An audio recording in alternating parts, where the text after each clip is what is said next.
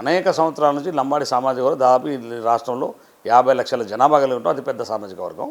మా సామాజిక వర్గాన్ని కూడా తప్పకుండా న్యాయం చేస్తారని అధిష్టానం. కానీ ఎందుకు ఈ మాట అంటున్నా అంటే గిరిజన వర్గాలు ప్రెస్ మీట్లు కానీ లేదంటే ప్రోగ్రామ్ చేసిన ప్రతి సందర్భాల్లో పదే వాళ్ళు ఒక మాట వాడుతూ ఉన్నారు. పార్టీ అధికారంలో రావడానికి ప్రధానంగా గిరిజన సామాజిక వర్గం చాలా ఉపయోగపడింది, వాళ్ళ ఓట్ల రాజకీయం చాలా ప్లస్ పాయింట్ అయిందని చెప్పి మాట్లాడతాం. దాన్ని మేము అనడం కాదు, ముఖ్యమంత్రి గారే స్వయంగా పెద్ద బహిరంగ సభలు ఇలా కాంగ్రెస్ పార్టీ అధికారంలోకి రావడానికి కేవలం లంబాడీలే కారణం అని చెప్పారు. ఫ్యాక్ట్ మేము చెప్పింది కాదు, ముఖ్యమంత్రి గారు చెప్పిన మాట. సో కాబట్టి అది ఫ్యాక్ట్. కాబట్టి ముఖ్యమంత్రి గారికి లంబాడీల పట్ల ఒక సానుకూల దృక్పథం ఉంది. ఖచ్చితంగా వారికి న్యాయం చేయాలని ముఖ్యమంత్రి గారి దృక్పథం ఉంది. సేమ్ టైంలో అధిష్టానం కూడా ఆ వైపున ఈ మాట అంటే ఉమ్మడి నల్గొండ జిల్లాలో అక్కడ గిరిజనుల ఆధిక్యత ఉంది, ఉమ్మడి ఖమ్మం జిల్లాలో ఆధిక్యత ఉంది, ఉమ్మడి వరంగల్లో కూడా అక్కడ గిరిజనులు ఏ జిల్లాలోనైనా మా లంబాడీ ఆధిక్యత ఉంది. 50 లక్షలు 40 నుంచి 50 లక్షలు. కానీ వాళ్ళనే ఇప్పుడు మీరు గౌరవించుకోవట్లేరు కదా సార్. కాంగ్రెస్ పార్టీ గిరిజన నాయకులనే ఇప్పుడు గౌరవించుకోవట్లేరు అనే ఒక మెసేజ్ బయట జనాల్లోకి వెళ్తా ఉన్నారు. కానీ ఏం లేదు, డెఫినెట్గా తప్పకుండా కాంగ్రెస్ పార్టీ అధిష్టానం కానీ గౌరవ ముఖ్యమంత్రి గారు కానీ లంబాడీ సమాజం కానీ తప్పకుండా న్యాయం చేస్తారు. ఆ విశ్వాసం నాకు. నేనావత్ బాలు నాయక్ అనే నేను రాష్ట్ర మంత్రిగా అనే ఒక పదం వినాలని ఉందా సార్? ఆ పదం విన్న తర్వాత మీకు ఎట్లా అనిపిస్తుంది? ఇప్పుడు కాంగ్రెస్ పార్టీ అధిష్టానం సార్ రాహుల్ గాంధీ గారు, ఖర్గే గారు, సోనియా గాంధీ గారు వీరందరి ఒక ఆలోచన విధానం సార్. అదేవిధంగా ముఖ్యమంత్రి గారి యొక్క క్యాబినెట్లో ఎవరిని తీసుకోవాలనేది ముఖ్యమంత్రి గారి నిర్ణయం పూర్తి స్థాయిలో. దానికి కాంగ్రెస్ అధిష్టాన నిర్ణయం.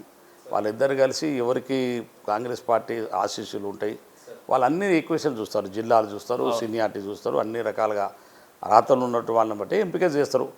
అందులో నేను కూడా ఉన్నా కాబట్టి నాకు అవకాశం వస్తుందని ఆశిస్తున్నాను. తప్పకుండా న్యాయం జరుగుతుంది, ఆశించడం తప్పులేదు కదా సార్. మీరు ఏదో బయట ఓపెన్ అయితే లేరు కానీ వాస్తవంగా 100% బాలనాయక్ గారే రాబోయే రోజుల్లో మంత్రిగా ఉండబోతున్నారు అనే ఒక తీవ్రమైన చర్చ మీ వర్గాలలో ప్రధానంగా ఉంది సార్. దీన్ని మీరు యాక్సెప్ట్ చేస్తారా?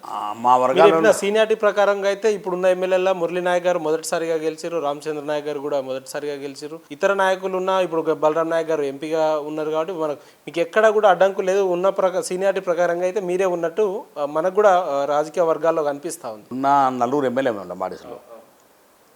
రామచంద్ర నాయకు, మురళి, తర్వాత దేవులని ముగ్గురు. సో ముగ్గురు ఇట్లా ఒకరికి విప్ ఇచ్చింది పార్టీ, విప్ అవకాశం ఇచ్చింది రామచంద్ర నాయకు. మిగతా ఇద్దరు ముగ్గురు కూడా వాళ్ళు ఫస్ట్ టైమర్సే. నేను ఉన్న దాంట్లో అందరికంటే సీనియర్ని. సో మా జాతిలో కూడా రాష్ట్ర వ్యాప్తంగా గుర్తింపు ఉన్నోండి. బలరాం నాయకు, బాలు నాయకు, వాళ్ళ తర్వాత మేము కొంచెం ఫ్రంట్ లైన్లో ఉన్నాం. ఒక రాములు నాయకు, రాములు నాయకు, బలరాం నాయకు, బాలు నాయకు మేమంతా. ఎందుకంటే చాలా సంవత్సరాలు 2 సార్లు ఎమ్మెల్యే, 2సారి ఎమ్మెల్యే, ఒకసారి పోటీ చేసి ఓడిపోయినాం, ఒకసారి జిల్లా పరిషత్ చైర్మన్ చేసినాం. దాదాపు 25-30 సంవత్సరాల నుంచి రాజకీయ జీవితంలో ఉన్నాం. కాబట్టి రాష్ట్ర పార్టీ జనరల్ సెక్రటరీగా ఉన్నాం వారి పిసిసి కార్యవర్గంలో. సో కాబట్టి రాష్ట్ర వ్యాప్తంగా ఉన్న లంబాడీస్లో చూడగానే ఏంటంటే బాలు నాయక్ సీనియర్, బాలు నాయక్ మా నాయకుడు అనేది ఒక ఫ్యాక్ట్ ఉంది. దాన్ని బట్టి వాళ్ళు అనుకోవడంలో తప్పేమి. అంటే మీకు వ్యక్తిగతంగా లేదా సార్ ఇంకా బాధ్యతలు ఎక్కువ వస్తే ప్రజలకు మరింత సేవ చేయొచ్చు, చేరువవచ్చు అనే 100% ఉంటుంది. బాధ్యతతో పాటు సేవ చేసుకునే అవకాశం ఉంది, బాధ్యత ఉంది. దాన్ని ముఖ్యమంత్రి గారు పార్టీ కాంగ్రెస్ పార్టీ అధిష్టానం ఇస్తే తప్పకుండా నేనంటూ కూడా నిరూపించుకుంటాను. సరే, మీకు ఎట్లుంది సార్ రాజకీయ నాయకుల దగ్గర మీరు వెళ్ళిన తర్వాత వారి సానుకూలత కానీ వారు స్పందించే విధానం ఎట్లుందండి? ఎక్కడ కూడా ఏమి ఇది లేదు. తప్పకుండా లంబాడీకి న్యాయం జరగాలనే ఆలోచనతో ఒక తప్పకుండా ఉంటుంది. అందులో నేను ఫ్రంట్ లైన్లో ఉంటానని నేను ఆశిస్తూ ఉన్నా. నేను ఫ్రంట్ లైన్లో ఉంటా, ఎందుకంటే నేను ఉన్నటువంటి దాంట్లో నేను సీనియర్ కాబట్టి ఏ ఈక్వేషన్లో చూసినా నాకు అవకాశం వస్తుందని చెప్పేసి నేను ఆశిస్తున్నాను. అల్టిమేట్గా ముఖ్యమంత్రి గారు కాంగ్రెస్ పార్టీ అధిష్టానం. గిరిజన సంఘాలు అన్నీ కూడా రేవంత్ రెడ్డి గారు ఇల్లు ముట్టడించడం, లేదంటే ఢిల్లీలో గిరిజన జేఏసీ అని చెప్పి అశోక్ రాథోడ్ లాంటి విద్యార్థులు, యువకులు అక్కడికి వెళ్ళి ధర్నాలు చేయడం, మళ్ళీ రాబోయే రోజుల్లో కార్యాచరణలు తీసుకోవడం, ఏదేమైనా కూడా అల్టిమేట్గా గిరిజన సామాజిక వర్గానికి సంబంధించి న్యాయం జరగాలనేదే వాళ్ళ ఒక ప్రధాన డిమాండ్ కనిపిస్తూ ఉంది. దీన్ని తప్పకుండా నెరవేరిస్తే బాగుంటుంది కదా సార్ కాంగ్రెస్ పార్టీకి కూడా. ఆ సంఘాలకు కానీ మా జాతి కానీ ఆందోళన, ఎందుకంటే మోస్ట్ టైంలో రాలేదు కాబట్టి మనకు రావాలి అనే దాంట్లో ఒక ఆందోళన ఉన్నది వాళ్ళకు. అది దాన్ని బట్టి వాళ్ళు ముందుకు వెళ్తుండవచ్చు. కానీ అల్టిమేట్ ముఖ్యమంత్రి గారు దీనికి ఏదో వ్యతిరేకంగా లేరు, పార్టీ అధిష్టానం కూడా వ్యతిరేకంగా లేరు. ముఖ్యమంత్రి గారు 100% లంబాడీలకు న్యాయం చేయాలని ఉంది. నేనే మీకు నమ్మకం ఉందా సార్? 100% కాంగ్రెస్ పార్టీ అధిష్టానం ఇప్పటివరకు లంబాడీస్కి ఎక్కడ న్యాయం చేయలే. 100% సోనియా గాంధీ గారు కానీ, రాహుల్ గాంధీ గారు కానీ, ఖర్గే గారు కానీ, రేవంత్ రెడ్డి గారు కానీ తప్పకుండా లంబాడీస్కు సముచిత న్యాయం, సముచిత గౌరవం, న్యాయం చేస్తారు. ఆ చరిత్రలో మీ పేరు కూడా ఉంటే బాగుంటుందని మీ నియోజకవర్గ ప్రజలు ఆశిస్తున్నారు కదా? తప్పే లేదా, 100% ఆశిస్తారు కదా. మా వాళ్ళు నేను కావాలని అనుకుంటారు కదా, సహజం కదా అది. కాబట్టి లంబాడీస్కి అది ఎక్కడ న్యాయం జరిగేటువంటి ప్రశ్నే ఉత్పన్నం కాదు. సార్ గిరిజన సామాజిక వర్గానికి సంబంధించి స్థానిక శాసనసభ్యులుగా సీనియర్ లీడర్గా మీ సామాజిక వర్గ ప్రజలకు మంచి సందేశం ఇవ్వాలి మా ఛానల్ తరపున అంటే ఏం చెప్తారు? ఎందుకంటే ఇప్పటికే చాలా ఎట్లా అంటే డిసప్పాయింటెడ్గా ఉన్నారు సార్.